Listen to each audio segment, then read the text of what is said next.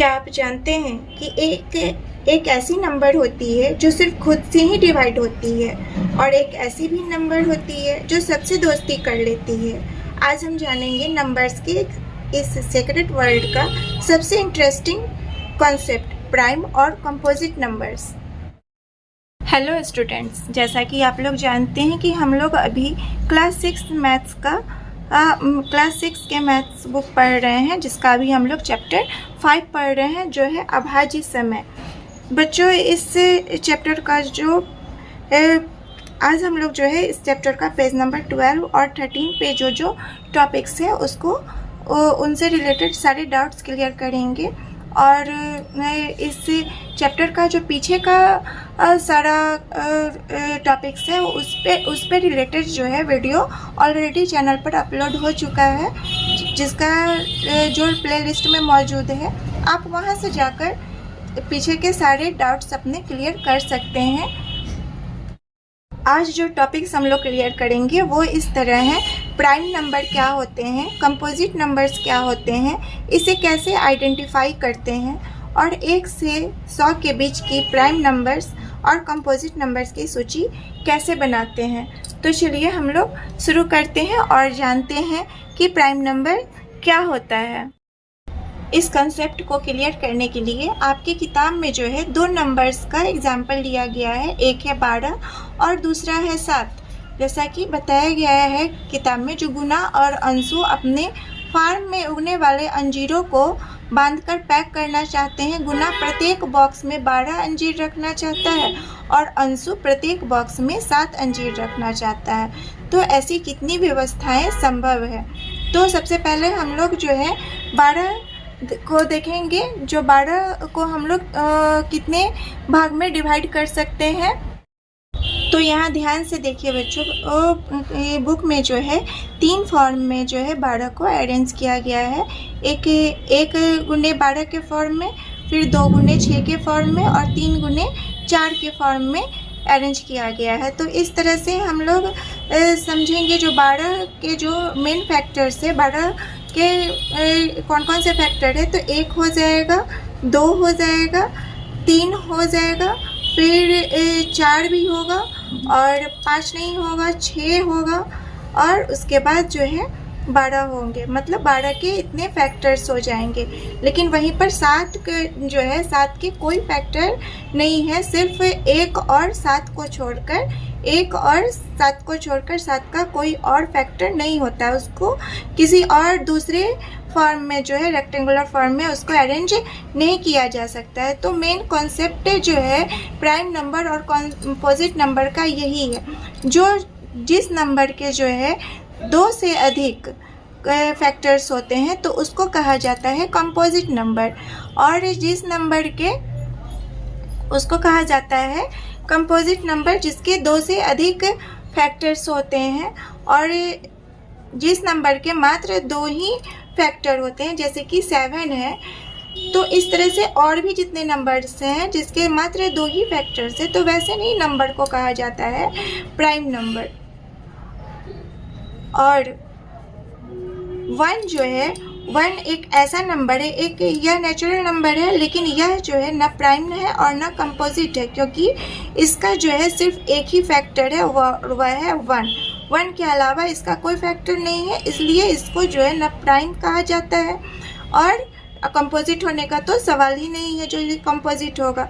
तो अब हम लोग समझेंगे जो सबसे छोटा प्राइम नंबर कौन सा होता है। तो सबसे छोटा प्राइम नंबर जो है 1 के बाद जो है 2 आता है।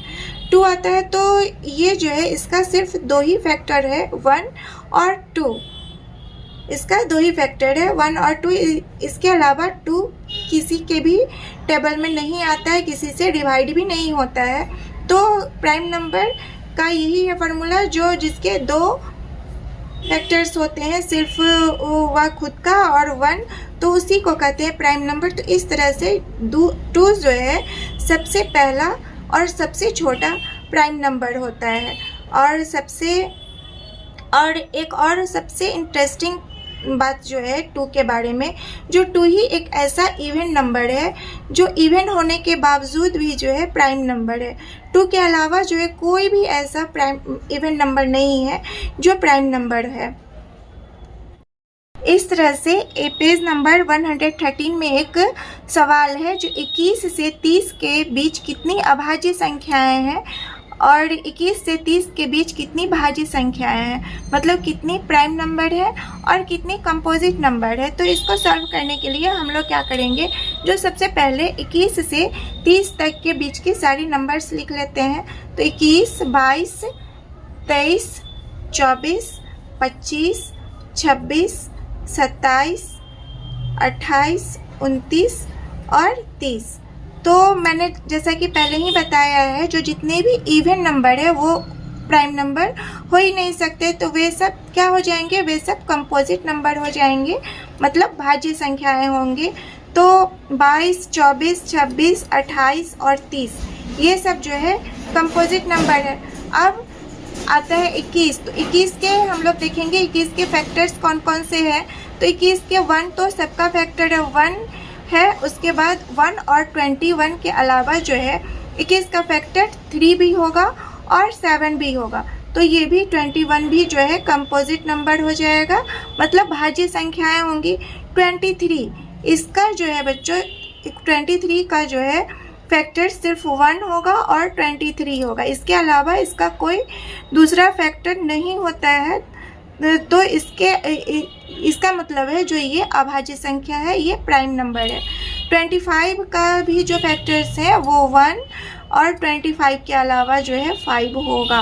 तो इससे यह समझते हैं जो 25 जो है कंपोजिट नंबर है। 27 के भी फैक्टर्स 1 और 27 के अलावा जो है 3 होगा और 9 होगा। 3 के टेबल में भी 27 आता है और 9 के टेबल में भी 27 आता है। तो क्या इससे क्या समझ गया, जो 27 भी जो है कंपोजिट नंबर है।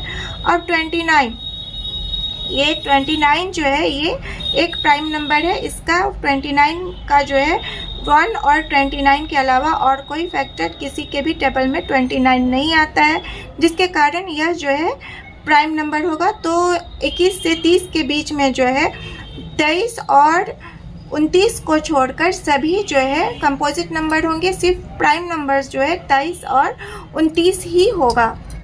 मुझे पूरा उम्मीद है कि आप लोगों के प्राइम नंबर और कंपोजिट नंबर से रिलेटेड जितने भी डाउट्स होंगे मन में होंगे वे सभी क्लियर हो गए होंगे। अगर अभी भी कोई डाउट है तो प्लीज़ कमेंट में ज़रूर बताइएगा, मैं उसे दूर करने की कोशिश करूँगी। और अगर वीडियो अच्छा लग रहा है तो प्लीज़ वीडियो को लाइक ज़रूर कीजिएगा, अपने दोस्तों के साथ शेयर कीजिए और चैनल पर अगर नए हैं तो प्लीज़ चैनल को सब्सक्राइब करना मत भूलिएगा।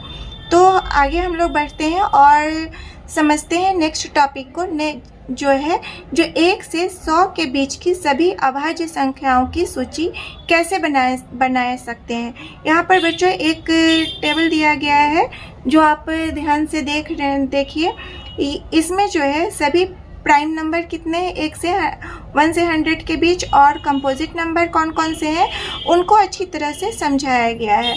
तो इसको हम लोग अभी समझेंगे। देखिए सबसे पहले जो है 1 से लेकर 100 तक जो है लिख लिया गया है इसमें। और सबसे पहले क्या किया गया है, चरण 1 में क्या कह रहा है, 1 को काट दीजिए क्योंकि यह न तो अभाज्य है और न भाज्य है। जैसा कि मैं आप लोगों को पहले ही समझा चुकी हूँ, जो 1 जो है नंबर 1 जो है न प्राइम है और न कंपोजिट है, तो इसको पहले ही काट दीजिए। अब हम आते हैं 2 पर। तो 2 जो है 2 पर गोला घेरिए, इसको सर्कल में घेर दीजिए क्योंकि 2 जो है प्राइम नंबर है। यहाँ पर जितने भी आप सर्कल वाले नंबर्स देख रहे हैं वो सभी जो है प्राइम नंबर है। और जितने भी क्रॉस वाले अब 2 के जितने भी मल्टीपल्स हैं उसको आप क्रॉस कर दीजिए। और इस तरह से आगे हम लोग बढ़ेंगे। 3 पे जाएंगे तो 3 को भी क्या करना है, गोला घेर देना है क्योंकि 3 भी जो है प्राइम नंबर है। और 3 के नीचे जितने भी मल्टीपल्स हैं उसको भी क्रॉस कर दीजिए।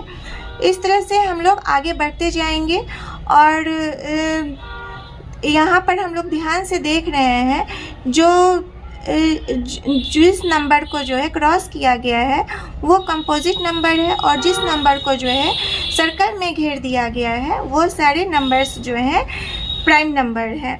तो इस प्रक्रिया को तब तक जारी रखिए जब तक कि सूची की सभी संख्याओं पर घेरा नहीं लग जाए। आगे क्या करना है, घेरा लगी हुई सभी संख्याएं अभाज्य संख्या, ये मैंने बताया ही है। अब इस विधि को जो है 100 से बड़ी संख्याओं के लिए भी प्रयोग किया जा सकता है। और ये जो विधि है बच्चों, इसको जो है सीप ऑफ इरास्टोथेनिस भी कहा जाता है, क्योंकि ये गणितज्ञ जो है सबसे पहले इस विधि का जो है विधि को जब बताए थे पूरी दुनिया के सामने, इसको लाए थे, इसलिए उन्हीं के नाम पर इसको बनाए रखा गया है। और इस विधि को जो है हम लोग 100 से बड़ी संख्याओं के लिए भी उपयोग कर सकते हैं। आज के वीडियो में बस इतना ही। नेक्स्ट वीडियो में हम लोग इस टॉपिक से रिलेटेड जितने भी क्वेश्चंस हैं जो नेक्स्ट पेज में हैं उसको सॉल्व करेंगे। तब तक आप लोग मुझे बताइए जो 1 से लेकर 50 के बीच में कितनी अभाज्य संख्याएं होती हैं। और अगर आपको वीडियो अच्छा लग रहा है, मेरे पढ़ाने का तरीका आपको थोड़ा भी समझ में आ रहा है, आपके लिए थोड़ा भी हेल्पफुल हो रहा है, तो प्लीज़ वीडियो को लाइक कीजिए, चैनल को अपने दोस्तों के साथ शेयर ज़रूर कीजिए। और अगर चैनल पर नए हैं तो प्लीज़ चैनल को सब्सक्राइब करना मत भूलिए। Thank you.